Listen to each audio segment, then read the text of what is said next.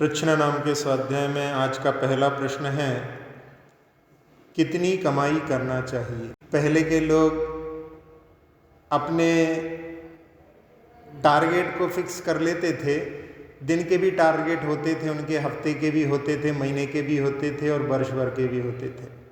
यदि दिन का टारगेट 2 घंटे में पूर्ण हो गया तो बाकी समय वो भगवान की आराधना और स्वाध्याय में निकालते थे।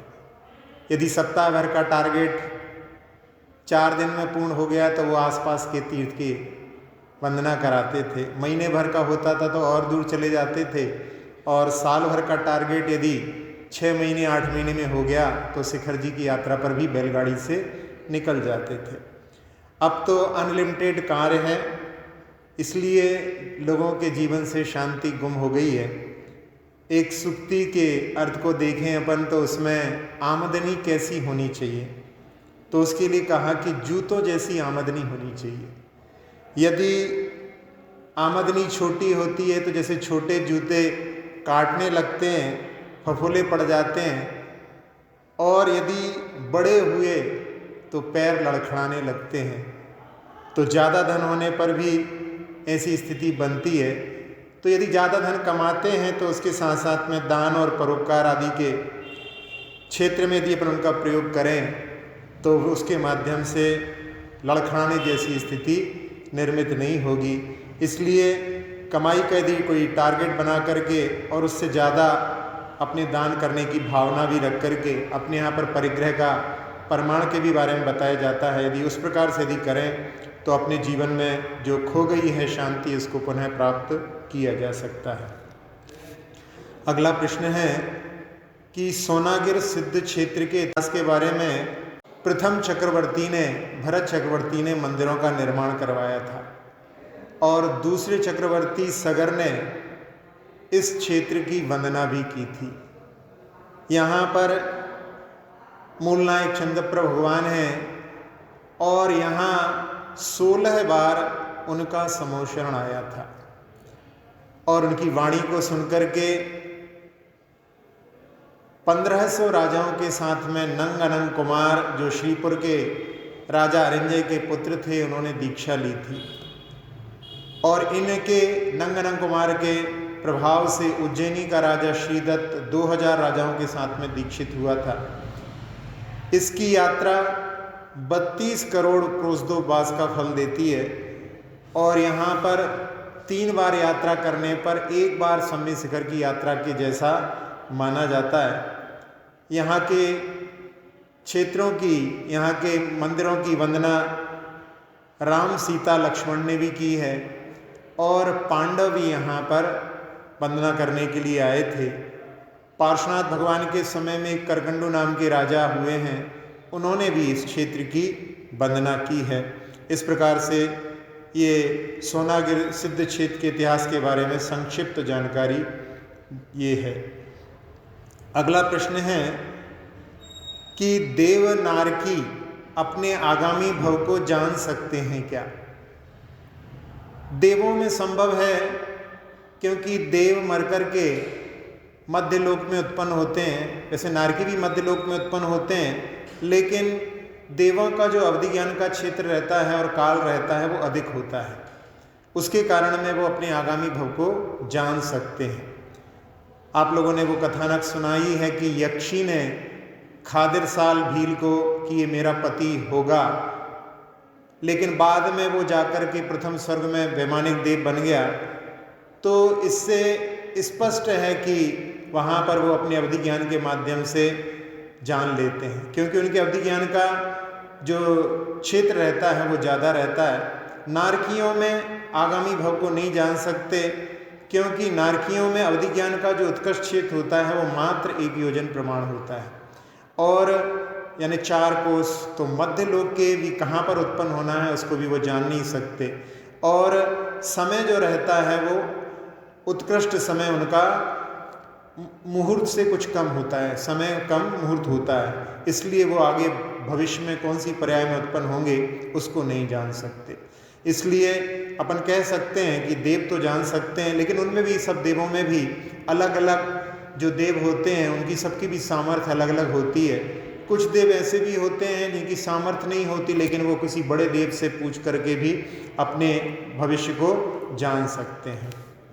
अगला प्रश्न है कि हम भव्य हैं कि नहीं, कैसे जान सकते हैं। एक बार ऐसा ही प्रसंग आचर्षि के पास में, जब आचर्षि का ईसरी में चातुर्मास चल रहा था, वहाँ पर कोई व्यक्ति ने आचर्षि से निवेदन किया कि आचर्षि हम भव्य हैं कि नहीं, और उस समय में आचर्षि ने कह दिया कि हाँ आप भव्य हैं। तो बाद में किसी मुनिराज ने कहा कि आचर्षि ये तो दिव्य ज्ञान का विषय है। तो आचर्षि ने कहा कि ये प्रश्न ही अभव के मन में नहीं उठता कि हम भव्य हैं कि नहीं।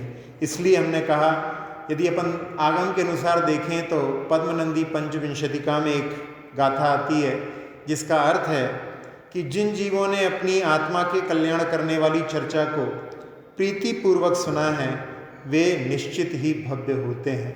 तो जिन लोगों की धर्म में रुचि है, धर्म शास्त्र को श्रवण करने में रुचि है, गुरुओं की वाणी सुनने में रुचि है, वे अपने आप को भव्य मान करके ही चलें। अगला प्रश्न है कि कलयुग और सतयुग में क्या अंतर है। कलयुग और सतयुग के अंतर को यदि हम आचर्षि की मुख माटी के अनुसार देखना चाहें तो आचर्षि ने कहा है उसमें कि यही कलयुग की सही पहचान है जिसे खरा भी अखरा है सदा, और सतयुग तू उसे मान बुरा भी बुरा सा लगा है सदा। सतयुग हो या कलयुग बाहरी नहीं भीतरी घटना है यह, सत की खोज में लगी दृष्टि ही सतयुग है बेटा, और असत विषयों में डूबी आपाद कंठ सत को असत मानने वाली दृष्टि स्वयं कलयुग है बेटा। इसके माध्यम से आप समझ गए होंगे कि जहाँ पर अच्छी बात भी खराब लगती है वो कलयुग है, और जहाँ पर बुरा भी बुरा जैसा यानी मीठा लगता है वो सतयुग है, और उसमें सत की खोज जहाँ पर दृष्टि में रहती है वो सतयुग है, और जहाँ पर बाहरी पंचेंद्रियों के विषयों की भरमार में ही लोग लगे हुए हैं वो कलयुग की दृष्टि है। इस प्रकार से अपन इन दोनों के अंतर को समझ सकते हैं। नारायण की माता कितने सपने देखती है। 9 नारायण होते हैं, उनकी माताएं भी स्वप्न देखती हैं। जब वसुदेव देवकी से कृष्ण जो गर्भ में आए थे उसके पूर्व में देवकी ने सपने देखे थे, तो उस समय में वसुदेव उनके देखे हुए सपनों के फल को बताते हैं। तो उसमें पहला स्वप्न देखा था सूर्य, उसके देखने से कि शत्रुओं को नष्ट करने वाला पुत्र उत्पन्न होगा। चंद्रमा से सबको प्रिय होगा, दिग्गज द्वारा लक्ष्मी के अभिषेक से सौभाग्यशाली व राज्याभिषेक से युक्त होगा। आकाश से नीचे आते विमान से स्वर्ग से अवतीर्ण होगा, और दैदीप्यमान अग्नि से अत्यंत कांति से युक्त होगा। रत्न राशि से किरणों से युक्त ध्वजा देखने से वो स्थिर प्रकृति का होगा, और मुख में प्रवेश करता सिंह देखने से वो निर्भय होगा। अगला प्रश्न है कि सुनते हैं स्वर्ग में ज्योतिष देवों का संचार नहीं होता, फिर वहाँ पर दिन रात ऋतु एन का भेद भी नहीं होता, तो देवों को कैसे पता पड़ता है कि अब अष्टानिक पर्व आ गए हैं, और कैसे वो वहाँ पर अष्टानिक पर्व में 8 दिन के लिए आराधना के लिए पहुँच जाते हैं। ये बात आपने सही कही कि वहाँ पर ज्योतिष देवों का संचार नहीं है, क्योंकि मनुष्य लोक में ही, नरलोक में ही ज्योतिष देवों का संचार है।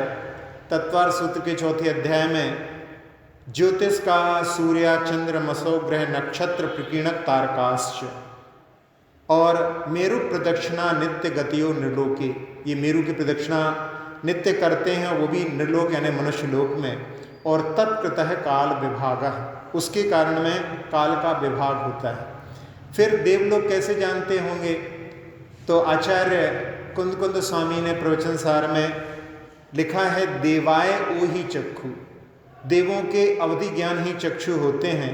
उन अवधि ज्ञान से देवलोग जान लेते हैं, और अवधि ज्ञान सभी देवों को होता है क्योंकि वो भव प्रत्यय है, वहाँ पर उत्पन्न होते ही उनको अवधि ज्ञान हो जाता है। उसके माध्यम से वो जान लेते हैं कि अष्टानिका का पर्व कब आने वाला है, कब जाना है। इस प्रकार वो लोग भी सब अपने अवधि ज्ञान के माध्यम से जान लेते हैं।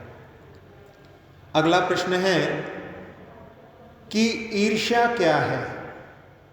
ईर्ष्या दूसरों की प्रशंसा को सहन नहीं कर पाना ईर्ष्या कहलाती है, या दूसरों की तरक्की में जलना ईर्ष्या कहलाती है। ईर्ष्या एक दीमक के समान होती है जो आदमी को अंदर से खोखला कर देती है, और जो ईर्ष्या करता है उसे ईश्वर कभी नहीं प्राप्त होते। इसलिए हमें दूसरों की तरक्की में प्रशंसा तो करना चाहिए, लेकिन जल कर के अपना हित नहीं करना चाहिए। अगला प्रश्न है, कौन कौन सी जगह में निगोदिया जीव नहीं पाए जाते। 7 जगह होती हैं जहाँ पर निगोदिया जीव नहीं रहते।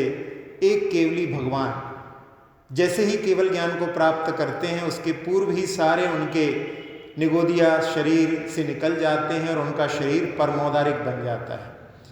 इसी प्रकार से देव और नारकियों के शरीर में भी निगोदिया जीव नहीं होते। आहारक शरीर जो छठे गुणस्थानवर्ती मुनिराज अपनी कोई जिज्ञासा के समाधान करने के लिए निर्मित करते हैं, वो आहारक शरीर में भी नहीं होते। और 4 स्थावर में, पृथ्वी में निगोदिया नहीं होते, जल में नहीं होते, अग्नि में नहीं होते और वायु में नहीं होते। इस प्रकार से इन 7 स्थानों पर निगोदिया जीव नहीं पाए जाते। अगला प्रश्न है कि हमें पूजा अच्छी तरह से अच्छे स्वर में करने में आनंद आता है, धीरे से करते हैं तो मन नहीं लगता, हम क्या करें। सामूहिक यदि आप पूजा करते हैं और अच्छे स्वर के साथ में, संगीत के साथ में भी करते हैं तो कोई बाधा नहीं। लेकिन जहाँ अकेले पूजा कर रहे हैं और सभी लोग चाहें कि हम लोग तेज तेज पूजा करें, तो फिर किसी का भी वहाँ पर मन नहीं लगेगा। तो सामूहिक पूजा में तो आप लोग मिलकर के तेज में कर सकते हैं, लेकिन यदि अकेले पूजा कर रहे हैं तो उस समय में हमें धीरे धीरे ही पूजा करना चाहिए, यानी स्वर इतना तीव्र नहीं रहे कि किसी को बाधा उत्पन्न हो। और दृष्टि भी ये रहे, वैसे तो भगवान अपने कानों के माध्यम से नहीं सुनते, बहुत दूर भी बैठा हुआ कोई व्यक्ति भगवान को देख करके वहाँ भी यदि धीरे धीरे पूजा कर रहा हो तो ऐसा ना सोचे कि भगवान तक तो आवाज़ नहीं पहुँच रही है। भगवान दिव्य ज्ञान के धारी हैं, अतीन्द्रिय ज्ञान के धारी हैं, वो अपने कर्ण आदि के माध्यम से सुनते नहीं हैं। इसलिए जहाँ भी अब इस समय में, कोरोना के समय में, महामारी के समय में, अपने घर में भी यदि अपन वहाँ पर भगवान की आराधना करते हैं, ये स्वाधीन भक्ति का मार्ग है। हम कहीं भी भगवान की भक्ति कर सकते हैं और उसमें किसी को बाधा ना हो, ये भी अपने लिए ध्यान रखना चाहिए। अगला प्रश्न है कि माता पिता जिसके लिए मना करते हैं वही करने में ज़्यादा मज़ा क्यों आता है। ये स्वाभाविक प्रवृत्ति है कि जहाँ से मन को हटाया जाए प्रायः मन वहीं पहुँच जाता है। जिस चीज़ के लिए निषेध किया जाए उसमें आकर्षण उत्पन्न हो जाता है। बच्चों जैसी मन की फितरत होती है। एक बार एक पति पत्नी अपने बच्चे को साथ में लेकर के एक गार्डन में गए और गार्डन घूमते घूमते समय हो गया और वहाँ पर विशल के माध्यम से, सीटी के माध्यम से अब सब लोगों को वापस जाना है और दोनों पति पत्नी अपने बच्चे को देखते हैं तो उनके पास में दिखाई नहीं देता। वो लोग घबरा जाते हैं। पत्नी कहती अभी तो यही था। पति पूछता है कि कहीं जाने की जिद तो नहीं कर रहा था, कहीं तुमने उसको रोका तो नहीं था। कहले हाँ, वो फाउंटेन जहाँ पर फव्वारा है वहाँ पर जाने के लिए जिद कर रहा था। हो ना हो वो वहीं पर होगा। और जाकर के देखते हैं तो वहाँ पर बच्चा पैर लटका करके पानी के साथ में वहाँ पर खिलवाड़ कर रहा था। और उस समय में पति के चेहरे पर मुस्कुराहट आ गई। पत्नी भी देख करके हंसने लगी कि ऐसी बच्चों की फितरत होती है। ऐसा ही मन भी जिस चीज़ के लिए मना करो वहीं पर जाने की कोशिश करता है। लेकिन हमें अपने माता पिता की बात, उनके लिए अनुभव ज़्यादा है। वो जिस चीज़ के लिए निषेध करते हैं उसमें अपने लिए वहाँ पर हमारे लिए भी ये अहितकारी होगी, ऐसा सोच करके हर चीज़ के लिए मना करें और उसमें हम सोचें कि यही हम करेंगे, तो उसके माध्यम से हमारा अपना भी अहित हो सकता है। इसलिए हमें उसके ऊपर विचार करके ही अपने जीवन को प्रवृत्त करना चाहिए। अगला प्रश्न है, केवल ज्ञानी ने जो जो जाना है, क्या वह सब दिव्य ध्वनि में नहीं कहा गया है? और जितना दिव्य ध्वनि में निरूपण किया गया है, क्या यह सब द्वादशांग में नहीं आ गया है? जितना केवली भगवान ने जाना है वह समस्त हमको उपलब्ध है, ऐसा मानने में क्या आपत्ति है? इसके बारे में नेमिचंद सिद्धांत चक्रवर्ती जो आचार्य हुए हैं, उन्होंने गोम्मट सार जीव कांड में एक गाथा दी है। उसका भाव ऐसा है कि जो पदार्थ केवल ज्ञान के द्वारा जाने जाते हैं, लेकिन उन सभी का वचनों के द्वारा निरूपण नहीं किया जा सकता। पदार्थ अनंतानंत हैं, उसके अनंतवें भाग ही वे पदार्थ हैं जिनका कि निरूपण किया जा सकता है, और उसके भी अनंतवें भाग को वहाँ पर द्वादशांग में गणधर स्वामी निबद्ध करते हैं, और वो द्वादशांग भी आज हमारे पास में पूर्ण उपलब्ध नहीं है। इसलिए हम कैसे कह सकते हैं कि भगवान ने जो कुछ जाना है वो सब कुछ हमारे लिए उपलब्ध है। अगला प्रश्न है कि संत क्या देते हैं? आदेश और उपदेश नहीं देते, संत संदेश देते हैं। आदेश अहंकारी पुरुष के माध्यम से प्राप्त होता है, उपदेश के देने के लिए अरहंत भगवान हैं, और संत तो डाकिये की तरह, पोस्टमैन की तरह परमात्मा के उपदेश का संदेश देने आते हैं। जैसे पोस्टमैन पत्र में कुछ काट छाट नहीं करता, वैसे ही भगवान ने जो कहा है उसे भव्य जीवों तक पहुंचाने का काम संत करते हैं। अगला प्रश्न है कि पूर्व भव का प्राप्त हुआ ज्ञान साथ में क्यों नहीं जाता? वैसे ठीक ही है, जब बच्चा उत्पन्न होता है तो उसको बहुत सिखाना पड़ता है, लेकिन कुछ कुछ बिरले बच्चे ऐसे भी होते हैं जो बहुत जल्दी सीख जाते हैं, और कई कई बच्चों को तो बिना सिखाए ही बहुत कुछ प्राप्त हो जाता है। लेकिन बहुतायत में देखा जाए तो ऐसा लगता है कि उनको कुछ भी पूर्व का ज्ञान स्मरण में नहीं रहता। उसमें कारण ये रहता है कि जैसे मृत्यु के समय में जब व्यक्ति मरण को प्राप्त होता है, उस समय में बहुत तीव्र वेदना होती है, और उसके कारण में ज्ञानावरणी कर्म का तीव्र बंध होता है, और उसके कारण में वो ज्ञान जो उसने अर्जन किया था वहीं पर नष्ट हो जाता है। और वृद्धावस्था में इंद्रियां भी शिथिल हो जाती हैं, मन भी शिथिल हो जाते हैं, और उनके निमित्त से ही मति और शुद्ध ज्ञान की प्राप्ति होती है। इसलिए वो भी अंत अवस्था में निर्बल हो जाते हैं। और जिन्हें मृत्यु के समय में वेदना नहीं हुई हो, और जो ऋजु गति से गमन करते हैं, मरण के बाद में सीधी दिशा में यदि उनको उत्पन्न होना होता है, तो उनका पूर्व भव का ज्ञान नष्ट नहीं होता। और ऐसा देखने में भी आता है कि जो बालक कई बार बिना पढ़े ही जिन भाषाओं को बोलने लगते हैं। एक बार गांधी जी के पास में एक व्यक्ति था, वो वहाँ पर उनके साथ में दक्षिण अफ्रीका में रहा, और बाद में किसी परिवार में उत्पन्न हुआ तो वो उस भाषा को बोलने लगा जो उनके घर में कभी नहीं बोली जाती थी, उस देश में नहीं बोली जाती थी। फिर बाद में बताया उसने कि हमने गांधी जी के साथ में उस समय में कार्य किया। तो इसके माध्यम से कि वहाँ पर जो भाषा उसने बोली थी उसका ज्ञान उसके पास में विद्यमान था। और तीसरे नरक के जो नीचे वाले जो नरक में भी वहाँ पर कुछ जीव ऐसे रहते हैं कि अपने पूर्व भव के संस्कार के माध्यम से सम्यक दर्शन प्राप्त कर लेते हैं। वहाँ पर कोई धर्मोपदेश देने के लिए नहीं जाता तीसरे नरक के नीचे, लेकिन वहाँ भी वो लोग अपने पूर्व भव के संस्कार के कारण में सम्यक दृष्टि आदि हो जाते हैं। तो इसका मतलब है कि कहीं कहीं पर वो पूर्व भव का ज्ञान जाता भी है, लेकिन बहुत कम ऐसा होता है। और उसमें क्या कारण है, अपन ने इसके बारे में विचार किया। अगला प्रश्न है, क्या मंदिर जाना, जाप करना, सत्संग, पूजा अर्चना की भी आदत बन जाती है? यदि हम कोई भी कार्य बिना जागृति के, बिना उत्साह के करते रहते हैं, और वो भी केवल खाना पूर्ति होती है, रूटीन बन जाता है, तब उस समय में ऐसी स्थिति हो जाती है। जैसे मशीन बिना विचार बिना सोच के काम करती है, उसी प्रकार से हम भी मशीन जैसे यदि इन क्रियाओं को संपन्न करने लगते हैं तो वो लत आदत जैसी ही हमारे जीवन को सुधारती संवारती नहीं है। अतः हमें होश में रह कर के इन सब क्रियाओं को करना चाहिए, मूर्छा में रह कर के नहीं। जो होश में जीते हैं वही होशियार कहलाते हैं, और जो मूर्छा में जीते हैं उनके लिए मूर्ख यदि अपन कहें तो वो अतिशयोक्ति नहीं होगी। अगला प्रश्न है, सामान्य जल जीव, जल कायिक और जल काय में क्या अंतर है? सामान्य जल उसको कहते हैं जैसे जल का जो फार्मूला होता है H2O होता है, तो उसमें 2H2 + O2 = 2H2O। Hydrogen gas और ऑक्सीजन गैस जब मिली तो वो पानी के जल की बूंदों का निर्माण कर लेती है।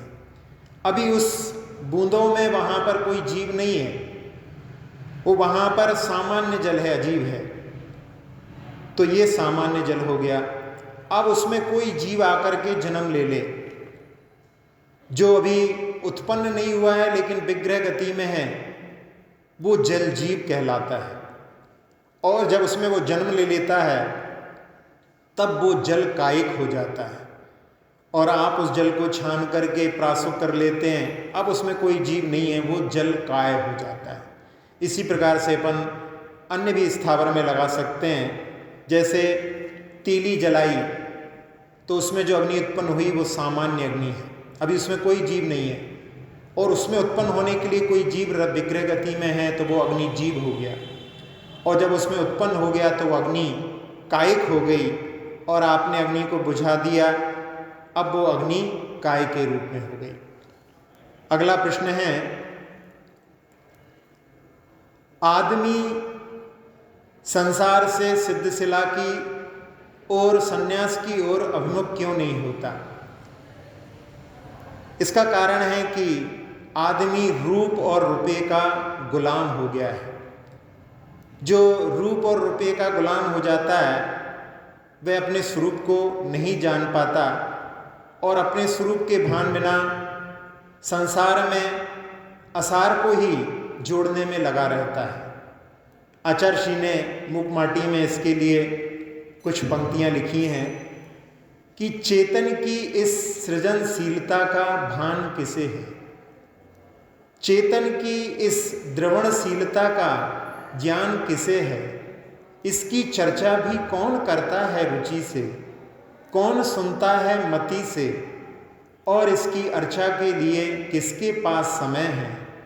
आस्था से रीता जीवन यह चार्मिक वतन है माँ, यानी केवल चमड़े पर ही जो है मोहित हैं, अंदर इसके अंदर क्या विद्यमान है उसकी ओर दृष्टि नहीं जाती। जब तक स्वरूप की ओर दृष्टि नहीं जाती तब तक व्यक्ति वैराग्य को कैसे प्राप्त हो सकता है। अगला प्रश्न है, द्विंद्रिय आदि को विकलेंद्रिय क्यों कहा? एकेंद्रिय को क्या विकलेंद्रिय कह सकते हैं? 5 इंद्रिय वालों को सकलेंद्रिय कहा जाता है, और जिनके पास में 5 इंद्रियां ना हो वो विकलेंद्रिय कहलाते हैं। लेकिन जिनागम में विकलेंद्रिय की जगह विकलत्रय संज्ञा आती है, वो 2 इंद्रिय 3 इंद्रिय 4 इंद्रिय के लिए होती है। एक इंद्रिय भी वैसे कहा जाए तो उसके पास में भी सकल इंद्रियां नहीं है, वो भी विकलेंद्रिय है। लेकिन जिनागम में विकलेंद्रिय 2 इंद्रिय 3 इंद्रिय 4 इंद्रिय, उसमें भी उनके लिए विकलत्रय कह करके संबोधित किया जाता है। अगला प्रश्न है कि भगवान की वाणी 4 संध्या कालों के अलावा भी खिरती है। भगवान की वाणी 4 संध्या कालों के अलावा भी खिरती है, जैसे कि स्याद्वाद सिद्धांत में नयों में वहाँ पर एक काल नय भी होता है और एक अकाल नय भी होता है। कुछ कार्य ऐसे होते हैं जिनका अपना नियत काल होता है, और कुछ कार्य ऐसे होते हैं जो नियत काल में नहीं कारणों के मिलने पर हो जाते हैं। तो 4 बार तो भगवान की वाणी नियत रूप से खिरती है, लेकिन अन्य समय में भी गणधर परमेष्ठी कोई प्रश्न कर लें, इंद्र कोई प्रश्न कर ले, चक्रवर्ती कोई प्रश्न कर ले, तो उसमें प्रश्न के अनुरूप अर्थ के निरूपण के लिए अन्य समय में भी भगवान की वाणी फिर सकती है। अगला प्रश्न है कि मोर मुर्गे आदि थलचर में आएंगे कि नभचर में कि उभयचर में। कार्तिकेय प्रेक्षा की टीका में आता है कि 3 प्रकार के जीव होते हैं, जल थल आकाशगामिनः। उसमें आचार्य सूर्यचंद्राचार्य ने टीका में आकाशगामिनी में वहाँ पर लिखा कि शुक काक बक चटक सारस हंस मयूर आदया।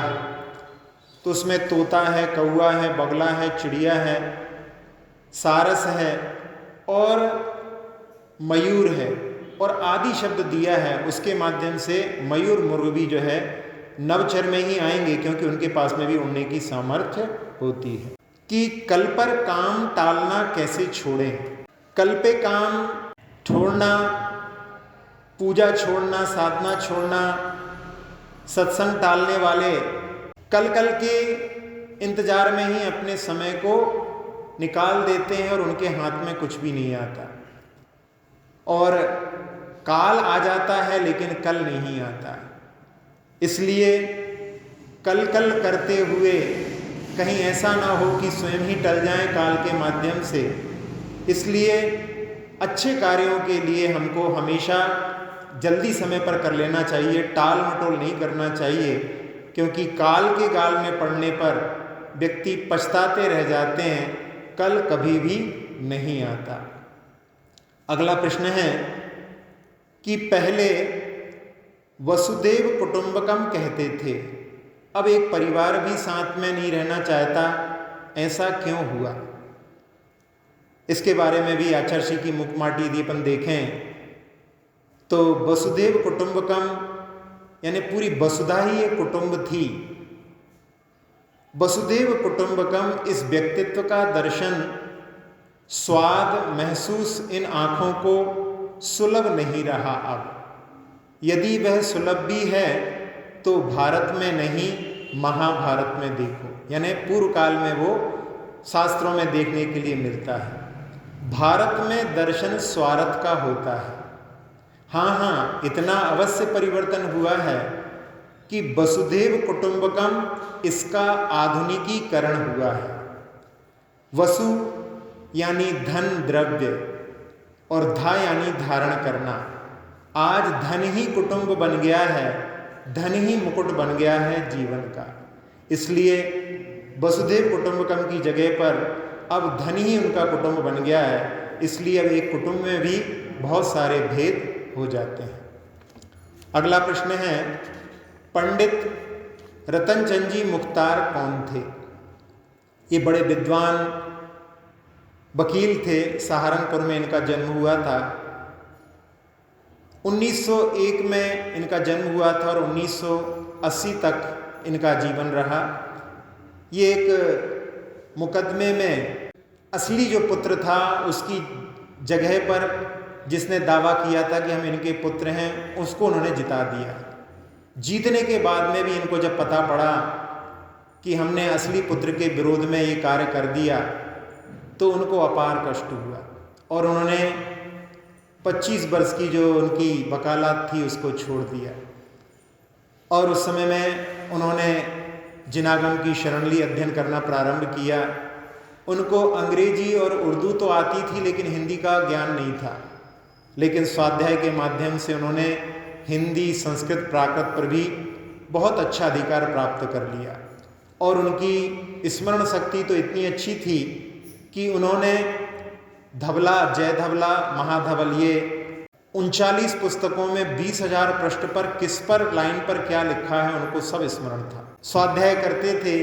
एक बार एक अनिल गुप्ता नाम का एक लड़का आया और उस समय में उनके स्वाध्याय को देखा जिसमें गणित का भी वर्णन था। वो देख करके इन्होंने, जब सामने वाले ने पूछा कि आप क्या अध्ययन कर रहे थे, तो उन्होंने कहा कि हम अलौकिक गणित का अध्ययन कर रहे थे। तो उसने पूछा कि अलौकिक गणित क्या होता है, तो उन्होंने कहा कि ऐसी संख्या बताओ जिसमें 10 जोड़ो तो भी पूर्ण वर्ग बन जाता है, जिसमें 10 घटाओ तो भी पूर्ण वर्ग बन जाता है। उस व्यक्ति ने कहा कि मैं इसको आपको हल करके बताऊंगा, और कई दिनों तक वो प्रयास करता रहा, और 1 माह में भी वो अपने प्रोफेसर से मिलकर के भी आ गया, और उनके प्रोफेसर ने कह दिया कि ये तो गलत है, ये तो संभव ही नहीं है।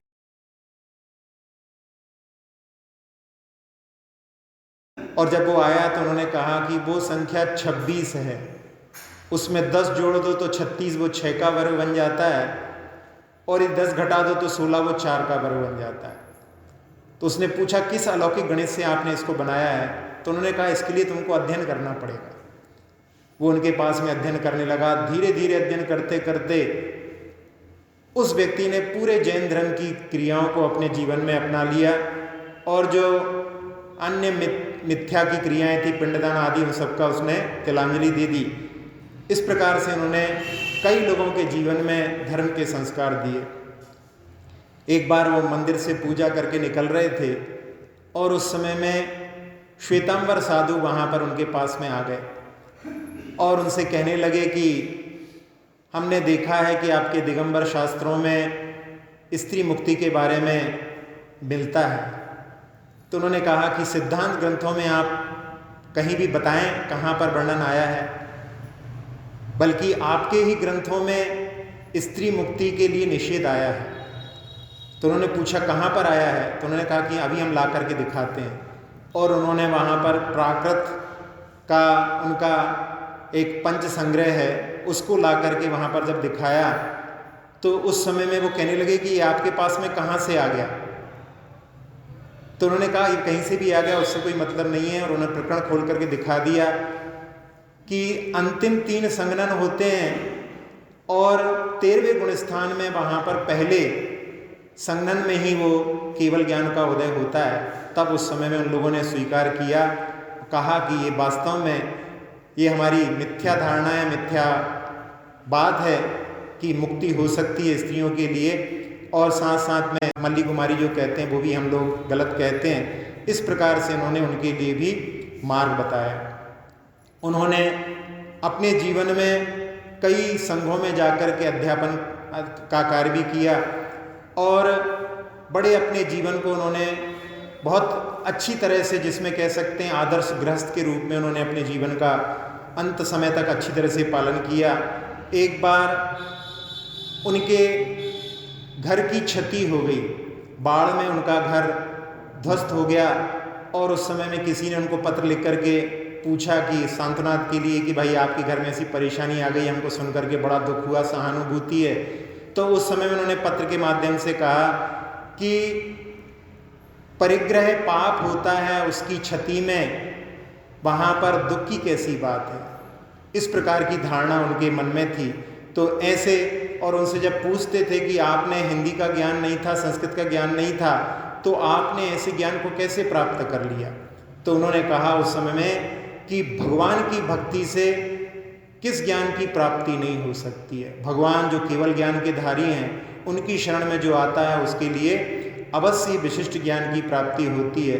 तो जितने भी बच्चे अपने लिए अच्छे ज्ञान की कामना रखते हैं, उनको भगवान के दर्शन करके और प्रतिदिन आकर के कि आपका जैसा ज्ञान है हमारे लिए भी प्राप्त हो, ऐसी भावना से भगवान की वंदना करेंगे तो उनके लिए भी अच्छे ज्ञान की प्राप्ति हो सकती। वैराग्य के मार्ग पर युवा अवस्था में यह सारी जिम्मेदारियां पूर्ण करके बढ़ना चाहिए। भरत चक्रवर्ती के 16 स्वप्नों में एक स्वप्न आया है जिसमें कि युवा बैल दिखा, और उसका अर्थ ये बताया गया है कि इस काल में तरुण अवस्था में ही धर्म की ओर लोग बढ़ेंगे, और लोग यदि इंतजार करें कि कभी अभी नहीं बाद में कभी हम इस पथ पर आगे बढ़ेंगे, तो एक बुंदेलखंड की कहावत है कि आंखें नीचे भुनसारो हो, समय कब निकल जाता है पता नहीं पड़ता। एक बार एक व्यक्ति ने एक रूपवती सुंदरी को देख करके कि मैं इससे विवाह करूंगा, और लोगों से पूछा तो कहा कि भैया इससे तो विवाह करना संभव नहीं है, इसके पिता की एक बहुत बड़ी शर्त है।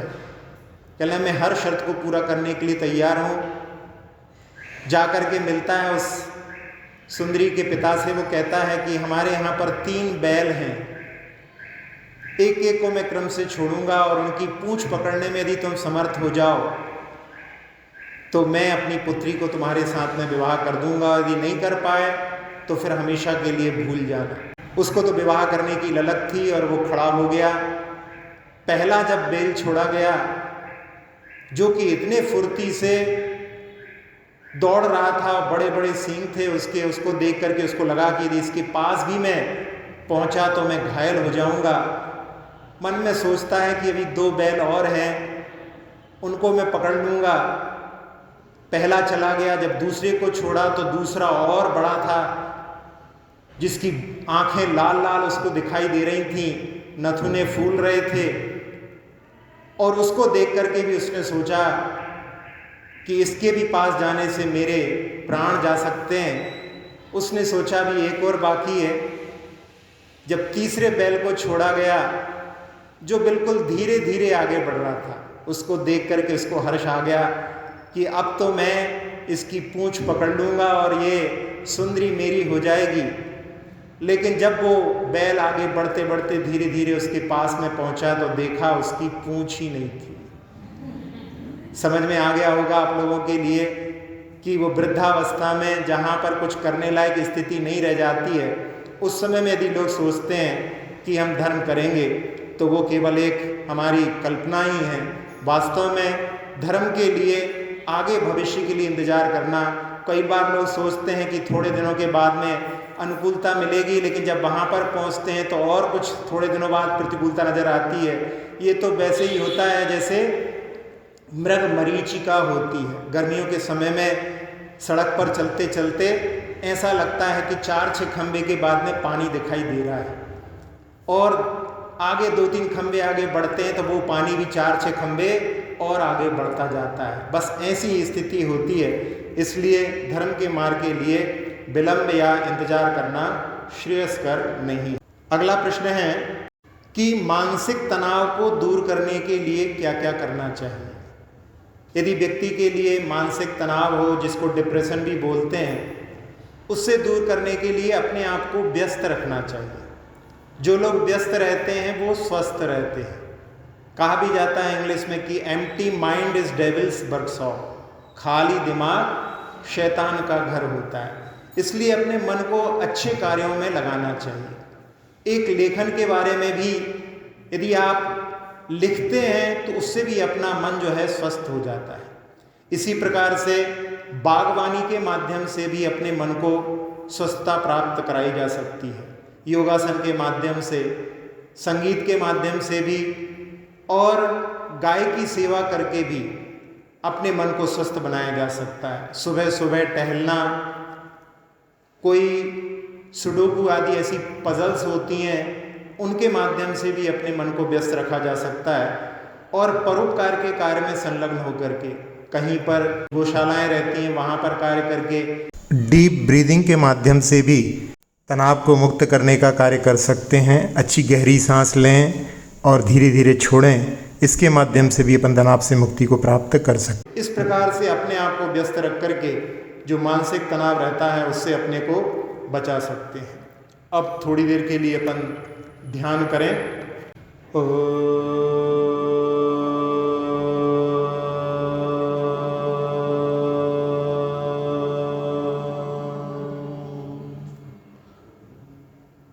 प्रणव मंत्र के माध्यम से मन पूरी तरह से शांत हो चुका है। अपने मन रूपी पंछी को उड़ान देते हुए पहुंचते हैं गजपंथा सिद्ध क्षेत्र पर।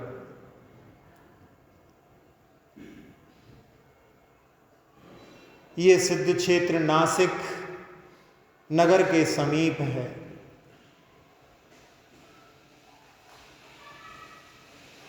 इस पर्वत पर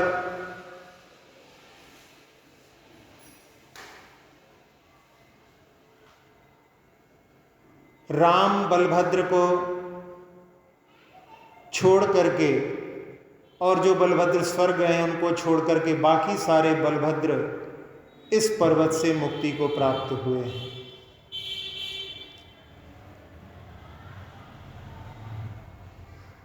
जहाँ पर गुफाओं में बड़ी मनोज्ञ प्रतिमाएं हैं,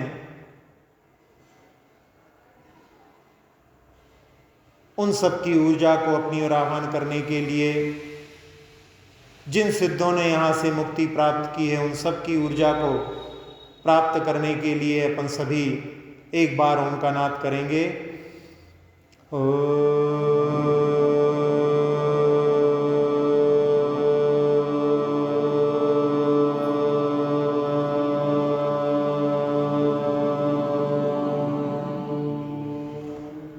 प्रणव मंत्र के माध्यम से मन पूरी तरह से शांत हो चुका है और इस प्रणव मंत्र के माध्यम से जो ऊर्जा हमने आह्वान की, उसने आकर के बरसात कर दी है अपनी ऊर्जा की, जिससे मस्तिष्क, नेत्र, नासिका, मुख, कर्ण, कंठ, फेफड़े, हृदय, छोटी आंत, बड़ी आंत, किडनी, लीवर आदि सभी अंतरंग अवयव, मेरुदंड, पीठ, कमर, कंधे, हाथ, जंघाएं, घुटने, पिंडलियां, टखने, एड़ियां, तलवे, अंगूठे से सभी अंगों को अपने आगोश में लेकर के पूरे शरीर को, पूरे शरीर की त्वचा को, एक एक प्रदेश को निर्विकार, निरामय, निरोगी बना दिया है। जैसा लाभ इस ऊर्जा का हमने प्राप्त किया, सारे संसार को मिले। सारे संसार के जीव इस ऊर्जा से अपने अपने रोगों को, दुखों को, शोकों से मुक्त हों, ऐसी भावना से उस ऊर्जा को पूरे लोक में फैलते हुए देखें। सुखी रहें सब जीव जगत के, कोई कभी ना घबरावे। सुखी रहें सब जीव जगत के, कोई कभी ना घबरावे। सुखी रहें सब जीव जगत के, कोई कभी ना घबरावे। पूरे संसार में शांति का वातावरण, सिद्ध क्षेत्र गजपंथा को निहारते हुए विराम। अक्षर पद मात्रा से दूषित वचन अगर ममहीन रहे, और प्रमाद कषाय के वश में सम्यक अर्थ विलीन किए। जिन वाणी माता मेरी उन सब त्रुटियों को क्षमा करें, दें आशीष शीघ्र हम सबको, केवल लब्धि रमा मिले। प्राप्त हमें हो बोधि समाधि, परिणामों की शुद्धि हो। निज आत्म उपलब्ध हमें हो, शाश्वत सुख की सिद्धि हो। चिंतित वस्तु दात्री माता, चिंतामणि उपमा भाती। करूं वंदना पूर्ण विनय से, चरण रखूं मैं ये पाती। कर जिन वाणी स्तुति, तन की ममता टार। महामंत्र का जाप अब सभी जपें नब बार।